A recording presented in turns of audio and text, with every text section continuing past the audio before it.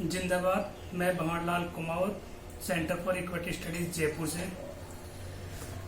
Covid कार्यकाल में हमारे अनुभव जो रहे वो आपके साथ साझा कर रहे हैं। 2020 में दिन रात साथियों ने कोविड-19 को लेकर कार्य किया। 11 जन संगठन एकजुट होकर गरीब, बेघर, असहाय, मजदूर तबके तक राहत पहुंचाने की मुहिम में जुटे थे। इन संगठनों ने एक कंट्रोल रूम बनाया जिसमें सूचना मिलने पर जरूरतमंद व्यक्ति को मदद दी जा रही थी। 21 मार्च 2020 को ऑफिस के कार्यालय कंट्रोल रूम में तब्दील किया गया था। लॉकडाउन के दौरान जरूरतमंद और बेघर लोगों की मदद के लिए संस्थान, संगठन, मस्जिद, गुरुद्वारे आगे आए थे।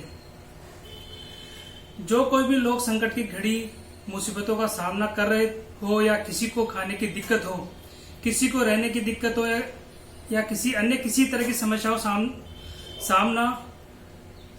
को सामना कर रहे हो, उन तक राहत पहुंचाने का कार्य कर रहे थे।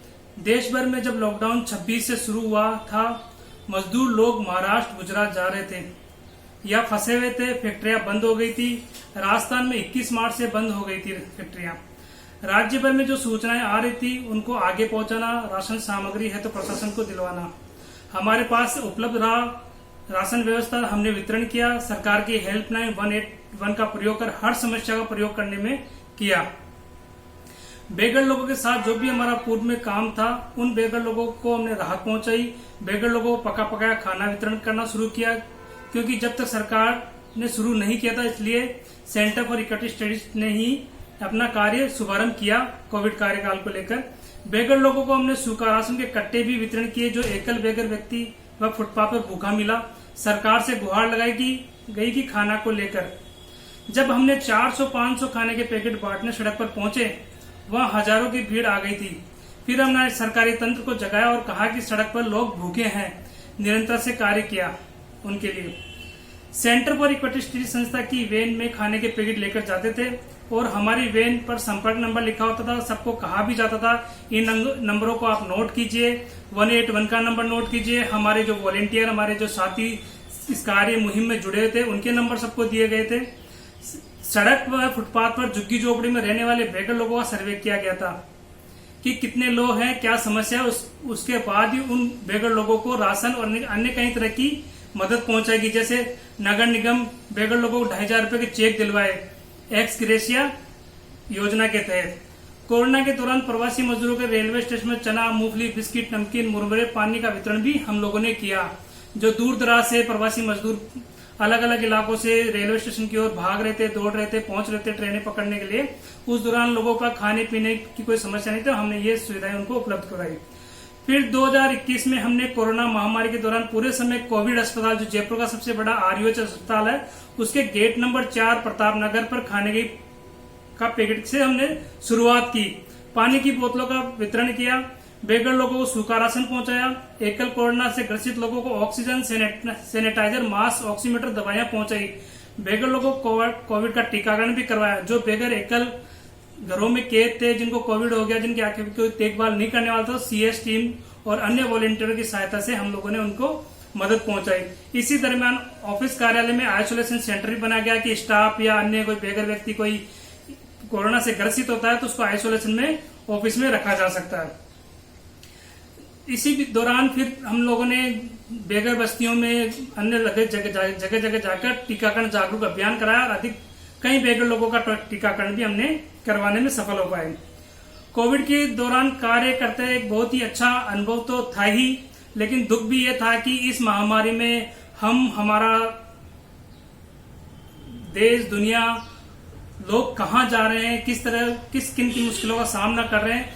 तो इसी के लोग जब हम आरयूएचएस कोविड हॉस्पिटल के बाहर खाना वितरण कर रहे थे, तब एक नौजवान मुस्लिम बालिका ने हमसे कहा कि आपके द्वारा जो वितरण किए गए खाने का मैं अपना रोजा खोल पाऊंगी, क्योंकि इस समय अस्पताल में मैं ही हूँ, मुझे कुछ नहीं मिल रहा खाने को और ऊपर से मैं रोजा भी कर रही हूँ।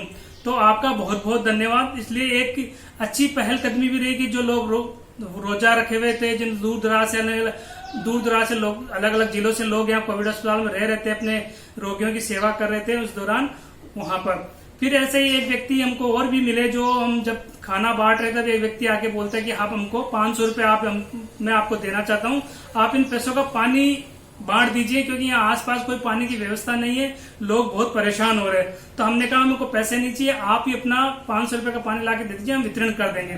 फिर हमारे शाम को जब पूरे टीम की रिव्यू बैठक होती है रात्रि काल में, तो हमने रिव्यू में बैठक में बात रखी कि इस तरह पानी की समस्या बहुत ज्यादा बढ़ रही है और लोगों को दूर दूर तक पानी नहीं मिल रहा, अंदर भी नहीं मिल रहा, बाहर भी नहीं मिल रहा।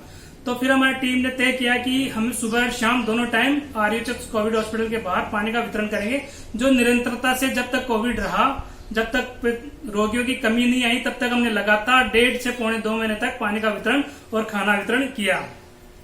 तो इस तरह हम कह सकते हैं कि हमारे पास कई ऐसे बहुत से अनुभव रहे हैं जो हम आपके साथ साझा कर रहे हैं। ऐसी जैसे हमारे कार्य के दौरान निकल गया कि हम लोगों से ये भी अपील करना चाहें कि हम भारत देश में कैसा देश चाहते हैं और किस तरह की हम पहलकदमी कर सकते हैं। तो हमने यही, मैं अपना वक्तव्य आपके सामने रख रहा हूं। हम हमारे कार्य के दौरान जो निकल कर आया उसे में भारत देश में ऐसी पहलकदमी करना चाहिए। देश में किसी प्रकार की आपदा आती है, चाहे वह स्वास्थ्य, भुखमरी, हमें निरंतर से हाथ बढ़ाना चाहिए, बेघर असहाय लोगों की मदद करनी चाहिए, प्यार, मोहब्बत, इज्जत के साथ जीने के लिए एकजुटता में भाग लेना चाहिए। और मैं ऐसा भारत चाहूंगा कि मेरे देश में कोई बेघर नहीं हो।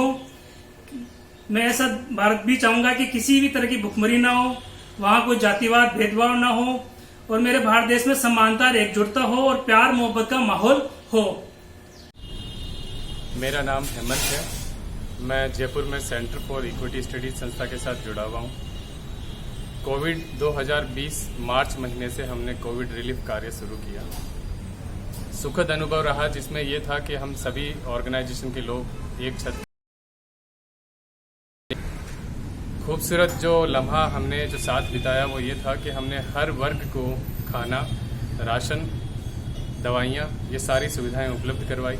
मास्क, सैनिटाइजर, ये सभी हमने निःशुल्क रूप से सभी को हमने ये प्रोवाइड करवाया। उसके बाद ये 2020 से लेकर 2021 तक ये सारा कोविड रिलीफ का कार्य चलता रहा। हम रुके नहीं। कुछ समय के लिए सरकारों ने हमारा साथ दिया और हमने सारे संगठन के साथ मिलकर इस तरह से कोविड रिलीफ का कार्य शुरू किया और बहुत बेहतर रहा। ये बहुत सुखद था हमारे लिए कि हम सारे संगठन एक छत के नीचे आकर हमने ये मिलजुल कर काम किया। इसमें माइग्रेंट वर्कर जो जितने भी थे उनके लिए, होमलेस लोगों के लिए हमने ये कार्य किया। और मेरे सपनों का जो भारत में अंत में कहना चाहूँगा वो कुछ ऐसा हो जिसमें हम जाति, धर्म, लिंग, हर तरह के भेदभाव को ख़त्म करके हम सिर्फ मनुष्य बनकर इस देश में रहें। मैं ऐसा भारत का नागरिक बनना पसंद करता हूँ।